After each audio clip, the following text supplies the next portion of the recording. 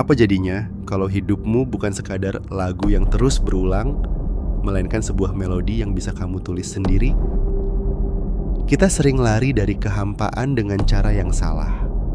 Menghabiskan uang, mencari dopamin instan, atau berpura-pura menjadi orang lain. Tapi, itu semua bukan jawaban. Pernah nggak merasa hidup ini kayak lagu yang diputar ulang-ulang? Alarm bunyi, kerja, nongkrong, tidur, besoknya ulang lagi, dan lagi, dan lagi. Tidak ada musibah besar, tidak ada drama. Tapi justru di tengah rutinitas yang terlalu mulus itu, seringkali muncul sebuah pertanyaan yang menggelitik dari dalam. Inikah semuanya? Ada sebuah kekosongan, sebuah kehampaan yang susah dijelasin. Kita merasa seperti hanya menjalani, bukan benar-benar hidup. Hari ini kita akan membongkar rasa hampa itu dan mencari apa yang benar-benar memberi makna pada hidup yang cuma sekali ini.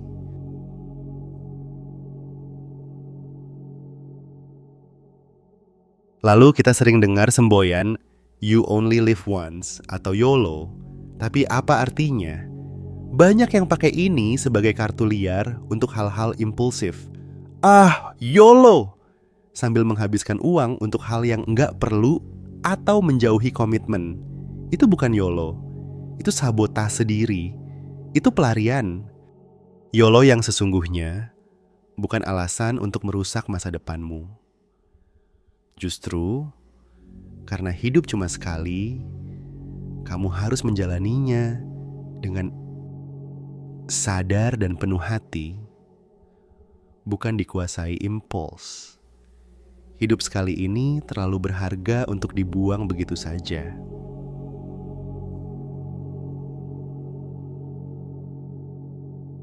Lalu apa solusinya? Bukan dengan mengubah dunia luar dulu, tapi dengan mengubah cara kita memandang. Hidup ini 10% apa yang terjadi pada kita, dan 90% bagaimana kita meresponsnya. Yang sering bikin kita terjebak bukan situasinya, tapi narasi lama yang kita putar terus di kepala. Aku nggak bisa. Ini pasti gagal. Hidup ini memang berat. Coba tanya, apa jika narasinya diubah? Ini tantangan. Aku bisa belajar. Hidup ini adalah serangkaian peluang. Mengganti sudut pandang itu seperti mengganti kacamata. Dunia yang sama tiba-tiba terlihat jelas dan penuh warna. Kamu tidak perlu pindah kota atau ganti kerja untuk bahagia. Terkadang, kamu hanya perlu mengganti lensa yang kamu pakai untuk melihat hidupmu sendiri.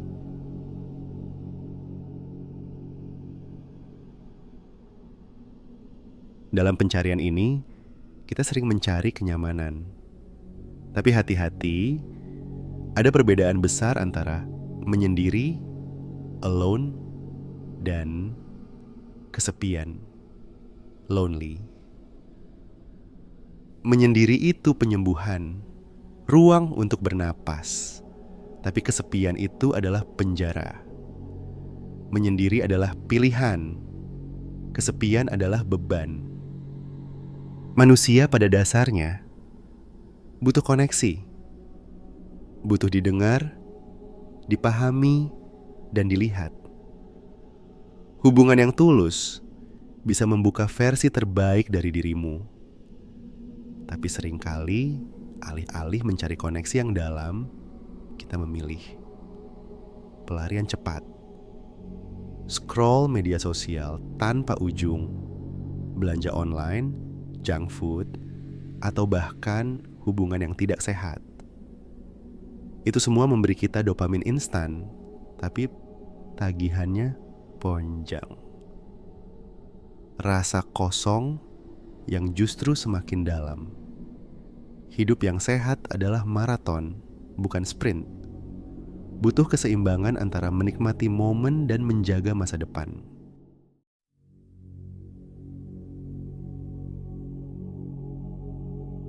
Lalu, di mana kita menemukan makna itu? Makna tidak ditemukan, melainkan dibangun. Itu hadir lewat kesabaran, konsistensi, dan keberanian menghadapi konflik. Lewat proses membangun sesuatu, sebuah hubungan, sebuah keluarga, sebuah karya, sebuah passion. Prosesnya tidak seksi, seringkali membosankan, berat, dan penuh ketidakpastian. Tapi justru disitulah letaknya. Rasa cukup yang mendalam itu datang bukan dari yang kita konsumsi, tapi dari yang kita ciptakan. Dan dalam proses membangun itu, bertanyalah. Pertanyaan yang jujur pada diri sendiri jauh lebih berharga daripada semua jawaban instan di luar sana. Apa yang benar-benar penting bagiku? Apakah aku menjalani hidupku atau hanya menjalani hidup orang lain? Momen refleksi bukan kelemahan, itu adalah kekuatan super.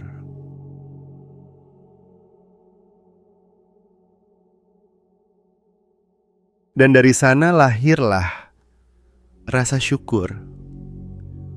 Rasa cukup itu bukan datang dari memiliki segalanya, tapi dari menghargai yang sudah ada. Syukur adalah obat paling ampuh untuk kekosongan. Ia membuat kita berhenti mengejar dan mulai merasakan. Kekosongan pun perlahan berubah menjadi kedamaian. Dan percayalah, makna hidup yang paling abadi justru bersembunyi di hal-hal kecil. Dalam pelukan yang tulus, dalam masakan rumahan, dalam tawa yang tidak dibuat-buat, dalam karya yang kita buat dengan cinta. Hidup yang bermakna tidak perlu menjadi besar atau terkenal. Ia hanya perlu menjadi tulus.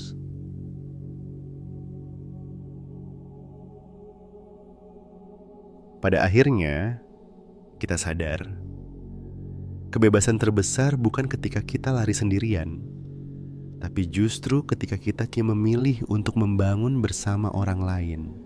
Hidup yang utuh dan bermakna itu dirasakan dalam kebersamaan, dalam tawa yang dibagi, dalam beban yang dipikul bersama, dalam pertumbuhan yang dirayakan bersama.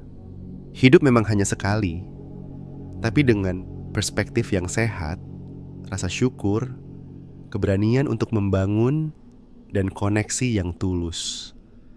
Hidup yang sekali ini bisa meninggalkan jejak keabadian.